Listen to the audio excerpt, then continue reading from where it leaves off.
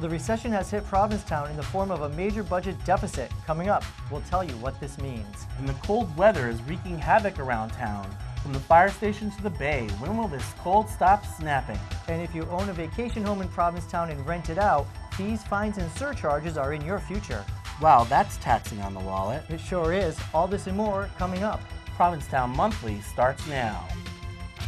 This is Provincetown Monthly for February 2009. Here are your hosts, Mike Dubour and Brian Bader. Welcome to Provincetown Monthly for February 2009. I'm Mike Dubour. And I'm Brian Bader. Welcome back. And we're so glad you could join us. On this month of February, and it's Heart Healthy Month, and apropos because it's Valentine's Month. That's right. Lots of stuff going on here. People are coming down to cuddle and bubble. And we're hearing from a lot of guest house owners that this weekend, the President's Day weekend actually, is going to be busy or was busy. And as you can see, the monuments behind us during the day, but at night, for Valentine's Day weekend and Heart Healthy Month. Heart Healthy Month, it is glowing red. It's awash in red spotlights. It looks amazing. It's pretty cool. Uh-huh. I think you should come down and check it out. And also, lots of stuff going on here.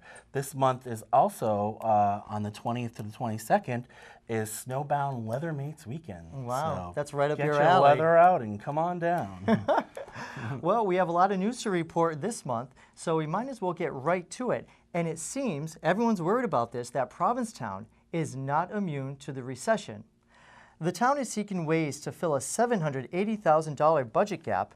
Members of the Board of Selectmen have presented ideas such as closing the recreation department, no longer offering free trash pickup in the winter, cutting the winter hours for the library, or issuing an unpaid furlough for town workers. The goal is to avoid layoffs. And if you rent your home for extra income, be sure to get your rental certificate from the Board of Health. Starting this year, there will be strict and high fines levied on any residential homeowner and their agents who rent and have no certificate. The cost for the certificate and inspection is $150 for the first year and $60 each year thereafter for 2 years. The fines for not having a certificate are $100 for the first day, $200 for the second day, and $300 for every day until you conform. So please go to the building department and check it out. If you live in Provincetown, you may notice that your water bill has increased. As soon as this April, your water bill can increase anywhere from 10 to 13% from where it is now due to budget issues. And Outer Cape Health laid off 8 employees in late January, and in order to solve financial problems, 2 part-time nurses, the human resource director, and other staffers were let go. The weather has been beyond cold so far this winter. In mid-January, the combination of a frigid 12 degrees and wind gusts of 20 miles per hour adjusted the wind chill to -2 degrees. This is colder than normal. A Providence, Rhode Island weather station, the closest to Provincetown, reported that there has been 18 inches more snow this year to date than last year. The weather was so cold, in fact, that it broke pipes at the administrative offices of Provincetown Fire Station on Shank Painter Road.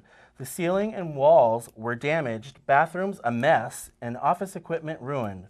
Repairs are being made, and there was no interruption in service. The U.S. Coast Guard is issuing a warning to mariners due to the cold weather. If you are boating or fishing, be sure to wear a wetsuit, have proper safety equipment on board, and inform the Coast Guard of your trip. Always be sure to wear a life jacket and be warned that hypothermia sets in rather quickly. So if you are to fall into the water, think quickly. My suggestion is to grab the nearest bear and wrap himself around you, and that will take care of the chill that you had. So that water looks actually pretty cold if you ask me. Yeah, but if you have a bear handy, you know. I guess so. Well, coming up on Provincetown Monthly, the closing table discusses loan modification to help keep you out of foreclosure. Crack your piggy banks, boys and girls. Bring us your pennies. Up next, we'll tell you who actually did this and why. We'll be right back after this brief message. You're watching Provincetown Monthly for February 2009. Hi, I'm Pat Fetcher, and I'm the Associate Director of the AIDS Support Group of Cape Cod. I'm located here in Provincetown, but we also have an office in Hyannis because we cover all of Cape Cod and Martha's Vineyard. We provide meals, transportation, case management, and housing. We need your help, particularly in these difficult economic times. If you'd like to find out how you can help us, please visit our website and also give us a call. We'd love to be able to discuss how you can help us. Thank you very much. Thanks, Pat. She's very nice. I know Pat. Yes, You know Pat I as do, well. yes. And especially in these times, it's important to give to the nonprofit organizations, especially on It is. Cape Cod. Especially that organization. They provide so many resources to so many people in need. They do, and their reach is very far too. It is very across far. the Cape. So, Across the Cape and Martha's Vineyard. so please go and donate your time. Donate your time. Well, talking about time, it is time for the closing table. And this week we're going to talk about, briefly, loan modification. What is it? Loan modification is when a bank works with you to modify your mortgage so that it prevents your house from going under foreclosure. But when I contacted two local banks, actually two large lenders, I should say, IndyMac and Countrywide, they told me that they will not work with anybody to modify their loan until they are 90 days delinquent, unfortunately. But Massachusetts Attorney General Martha Coakley filed legislation in late January in order to force banks to work with homeowners who are current to work with them to modify their loan. And that's the closing table. The closing table can also be found on MikeDubour.com or heard as the Friday news at 12:30 on 92.1 FM WOMR. Penny, for your thoughts?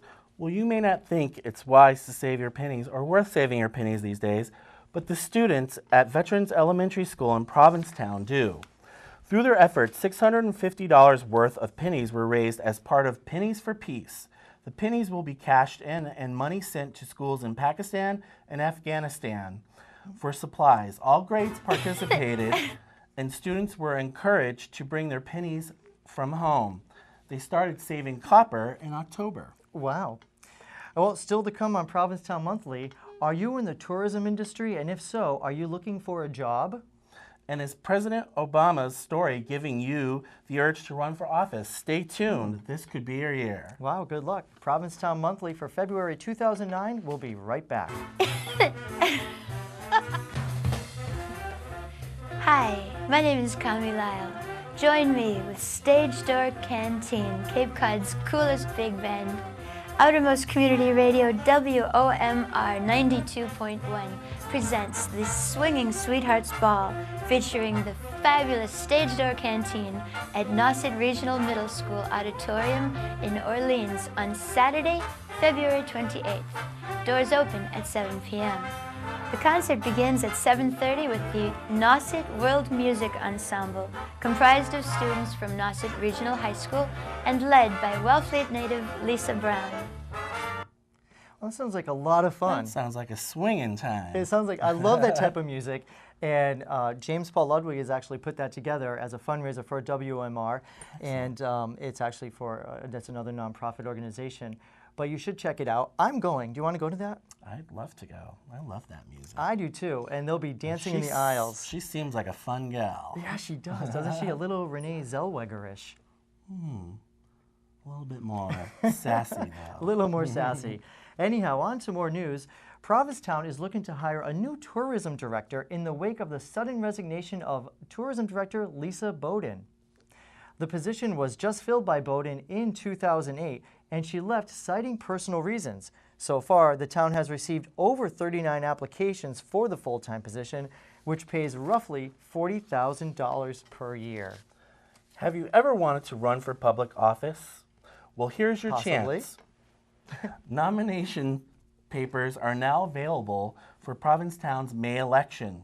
Positions open are selectman, town moderator, school committee, board of library, trustees, housing authority, and 4 positions on the Charter Enforcement Commission.